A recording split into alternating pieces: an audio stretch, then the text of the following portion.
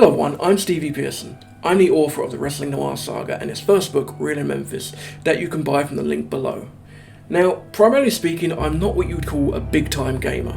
I probably get maybe 1 or 2 new games a year, and I'm far removed from the gaming community as possible. I'm not a developer, I'm not a reviewer, I'm not an analyst of any kind. However, I do enjoy a good story, and you can hear me and my friends talk about good stories on our podcast called A Right Good Tale Podcast. Now, The Last of Us was a very good story, and Last of Us 2 in many ways is a good story also, and thus I thought I'd reveal many inconsistencies throughout the story of the Fireflies throughout the first game and a revisitation of the second game. I thank you for your time. One of my more personal dislikes of The Last of Us 2 was the complete change in tone with regards to the Fireflies. If we take a look at the first game, the game starts off by casting the military as the bad guys. The first time we meet the military in The Last of Us is during the hometown chapter, when a soldier shoots at Joel and kills Sarah. It's not a good look for the military, who are, at this point, technically the good guys. This initially establishes a baseline of anger and dislike for the military. After all, they did just shoot an innocent child. But now let's look at why. The soldier is being ordered to keep a safe zone. He is trying to prevent infection from coming and breaking through those lines. The soldier doesn't hesitate to shoot down the infected, yet he holds Joel at gunpoint. Now let's look at this nameless soldier's perspective. All he sees is a man carrying a small child, who appears to be injured. Both are covered in blood. He has no way of knowing who the blood belongs to and how it happened. So he reports in, and the response is, "We can't risk it."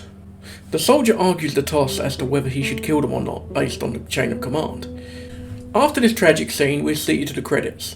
That tells us despite all the efforts, the World Health Organization has failed to create a vaccine. When these efforts fail, the military steps in and declares martial law, and sets up quarantine zones. It is in this scene that we first hear of the Fireflies. And what do we hear of them? We hear that they've claimed responsibility for both attacks. But despite this, they issue a charter that sounds kind of appealing on the surface. They demand a return of government and democracy. Now, with the cutscene out of the way, we skip forward 20 years. We have a look at our second encounter with the military in the quarantine zone. And again, things are kind of bad for the military, but only on the surface. We see ration lines, which shows that Fedra is keeping people fed. Then we see civilians dragged out of buildings. 2 of the 4 are killed. This looks bad until you actually think over what it shows. They put people on their knees, not to be shot against a wall, but to be tested for infection. 2 are clean, the 3rd however fails. What happens next is a lethal injection to the neck, after which the 4th attempts to run and is shot. This is set 20 years after an apocalyptic event. Resources are strained, supplies are probably a nightmare to get a hold of. Those ration lines are showing that Fedra is taking its job very seriously. Throughout this section of the game, we hear NPCs complaining about the lack of food and rations that are being handed out. The soldiers are listening to their complaints, which means there's going to be hard times, and some resentment for the shortage. Now, the lethal injection given to the infected man was clearly a mercy. There is no cure for the infection, and the infection is not only lethal to the infected individual, but becomes an immediate danger to the community and everyone around them. Current events show how hard life is to contain an illness, and Fedra giving the man a lethal injection, which are probably quite valuable drugs, and quite rare, do so in order to be as humane as possible to someone who is basically already doomed. Next, we follow Joel and Tess to a gate that the military are guarding. Papers are presented and some slight conversation is had. Then, just as they're preparing to leave the quarantine zone, a bomb blows up. The soldier immediately seals the gate and urges Joel and Tess to get to safety. Rather than annoyance at Fedra, though, Joel curses the Fireflies, as if this is some sort of regular thing. After that, we come to our next big encounter. After getting Ellie, Joel, Tess and Ellie are apprehended by soldiers. They aren't shot on the spot though. Instead, they are held and tested for infection. The soldiers catch them out of the quarantine zone, and rather than shoot first and ask questions later, they are trying to hold them. This is clearly indicative of restraint and training. The final interaction with the military throughout The Last of Us Part 1 occurs at the Capitol building and consists of soldiers trying to kill you. This is understandable, as they did just wipe out a bunch of Fireflies in there, and got shot by Tess as soon as they returned to the building. That's the military of The Last of Us. Only in one event did they actually shoot first. These are professionals who are doing a job in a pretty bad situation. They're not perfect, but they are providing food, shelter, and security. I'm now going to discuss the Fireflies and their involvement throughout the first game of The Last of Us 1. The Fireflies, simply put, are terrorists. Idealistic terrorists with some harebrained schemes of bringing back order to the world. But they're not even very good at that. We first hear of the Fireflies in the credit where they start taking credit for attacking the Federal Disaster Response Agency. Again, the military, for all intents and purposes, are the good guys. The Fireflies are not. The next time we start to see any mention of the Firefly is through graffiti in the quarantine zone. The initial graffiti says, "Fireflies will take it all back," which sounds kinda good. The next one, of course, is "Burn it all down." Not so good. Then the third piece of graffiti says, "Fucking die pig." That's not a good look for a group of people who are trying to restore order and government to the world. The first time we see the Fireflies in The Last of Us Part 1 is when they bomb a checkpoint and supply truck. They then begin wildly firing all over the place. This is straight up terrorism. They don't care if there's collateral damage. In fact, Joel himself gets injured in this scene.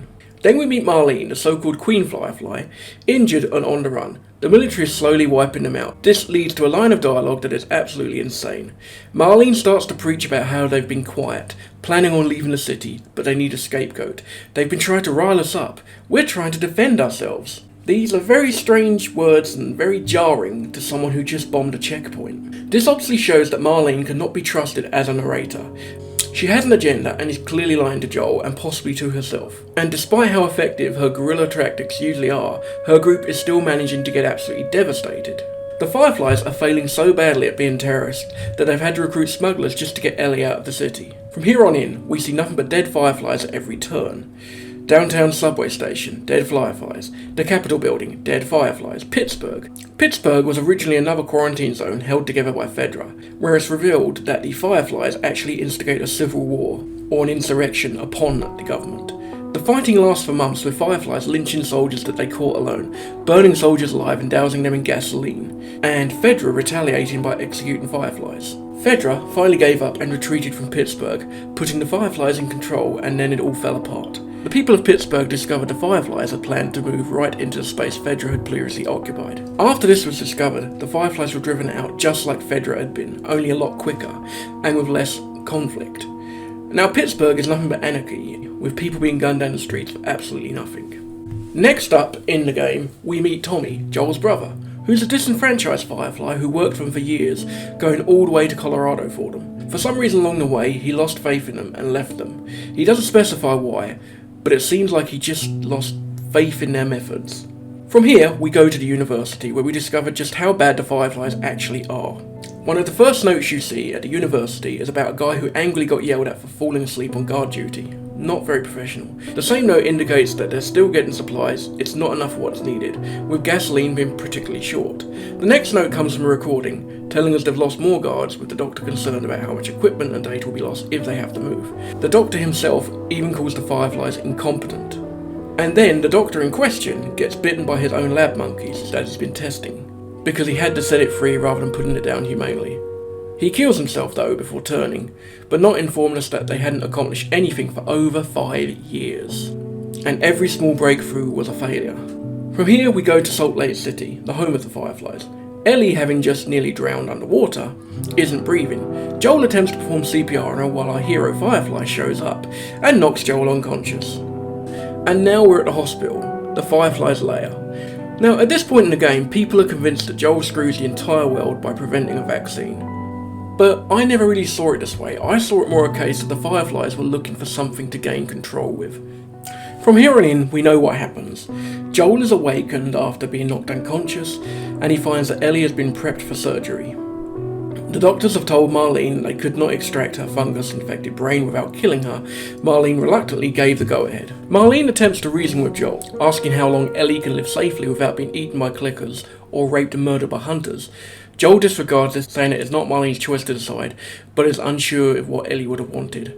After Marlene explains everything to Joel, she tells Ethan to escort Joel out of the hospital and orders him to shoot should he attempt to prevent the surgery. Ethan is rather aggressive in his movements, and this prompts Joel to attack him and kill him.